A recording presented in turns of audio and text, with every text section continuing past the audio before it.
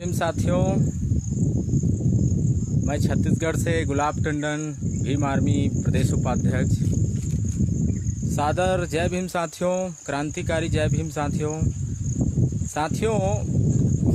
छत्तीसगढ़ प्रदेश में अभी जो राजनीतिक परिस्थितियां हैं और सामाजिक जो परिस्थितियां हैं, मैं यहां पर बात करने आया हूं सामाजिक न्याय पर।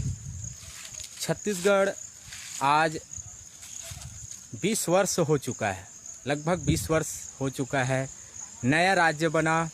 हमारे पुरखों ने, हमारे संत गुरु महापुरुषों ने एक सामाजिक न्याय के फार्मूले को ध्यान में रखते हुए छत्तीसगढ़ राज्य की परिकल्पना किया था।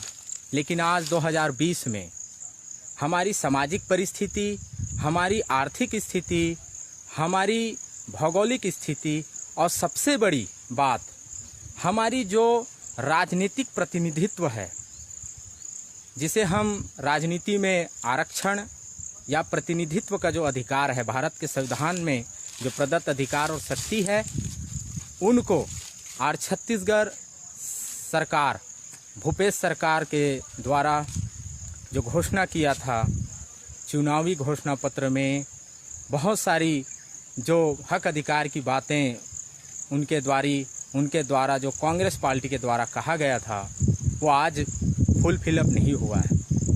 उल्टा आज अन्याय, अत्याचार, शोषण के मामले पर छत्तीसगढ़ बड़े पैमाने पर जुल्म, जाति, अन्याय, अत्याचार, शोषण बढ़ रहा है, हो रहा है।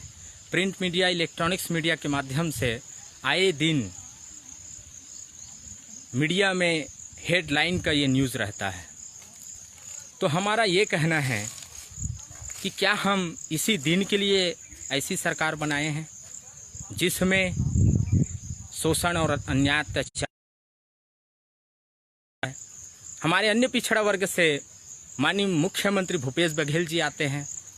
हमारे सत्ता पक्ष से बहुत बड़ी आबादी, जिनकी 29 सीट रिजर्व है, जिसे आदिवासी कहा जाता है, अनुसूचित जनजाति वर्ग से सत्ता पक्ष से मोहन मरकाम जी आते हैं, जो सत्ता पक्ष से प्रदेश अध्यक्ष हैं। हमारे बहुत बड़ी आबादी जो मैदानी क्षेत्र में रहते हैं, अन्य पिछड़ा वर्ग।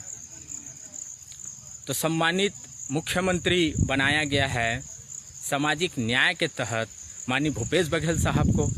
आज उनके रहते हमको हक अधिकार नहीं मिल रहा है, हमको अन्याय, अत्याचार, शोषण बड़े पैमाने पर हो रही है। आज हम सभी को इस सामाजिक न्याय हमें देनी चाहिए। ऐसे हम सरकार से उनका जो जिम्मेदारी है उन्हें निभाना चाहिए। साथियों, आज आदिवासी समाज नक्सलियों के नाम पर मारे जाते हैं।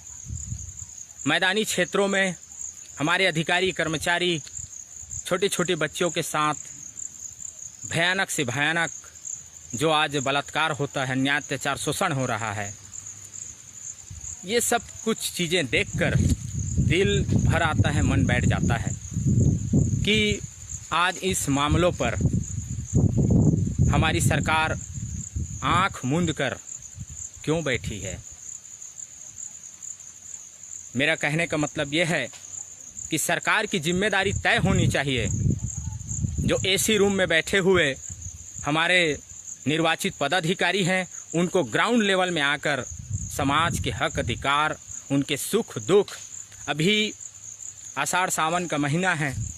छत्तीसगढ़ में शुरुआती दौर में जब चुनाव हुआ तो सरकार अभी जो बनी है कांग्रेस का, उन्होंने अपनी चुनावी घोषणा पत्र में किसान भाइयों के हित में 2500 रुपया प्रति कुंटल जो धान का समर्थन मूल्य में लिया गया। लेकिन अभी तक 1850 रुपया देने के बाद जो बाकी जो पैसा बचा है, उसको अभी तक किस्तों में देने की बात होती है। ये तो व्यापारिक तरीका हो गया। सम्मानित साथियों, हमारा छत्तीसगढ़ प्रदेश मुख्यतः खेती किसानी से जुड़ा हुआ एक हरा भरा प्रदेश है। जीवन से जुड़ा हुआ महत्वपूर्ण अंग है खेतीबाड़ी। तो आज जो बचा हुआ पैसा है समर्थन मूल्य का 2500 रुपया का, उनको माननीय मुख्यमंत्री भूपेश बघेल जी द्वारा किसानों को दे देना चाहिए। एक मुश्त देगा तो निश्चित तौर पर खेतीबाड़ी में काम आएगा।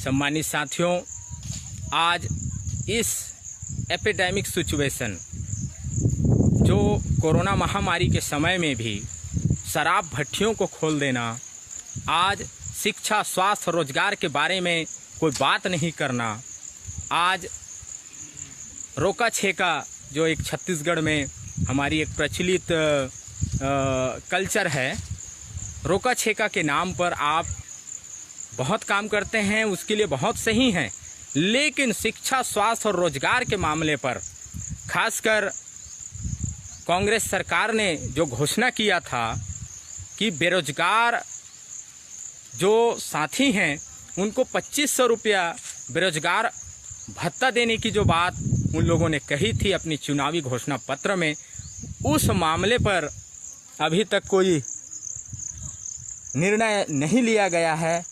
आज शिक्षित बेरोजगार मानसिक तनाव से गुजर रहे हैं। इसका श्रेय सिर्फ और सिर्फ छत्तीसगढ़ सरकार को जाता है। छत्तीसगढ़ सरकार को 2500 रुपया जो रोजगार भत्ता की बात है उसे तुरंत देना चाहिए।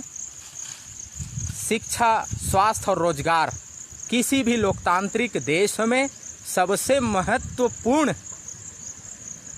बातें होती है, जिससे कि समाज में नव आचरण होता है। समाज में समता, स्वतंत्रता, न्याय और बंधुत्व को स्थापित करने के लिए लोकतांत्रिक व्यवस्था लाया गया है। सम्मानित साथियों, आप सभी ने मुझे सुना, उसके लिए आप सभी को क्रांतिकारी जय भीम, जय भारत, जय संविधान, जय भीम।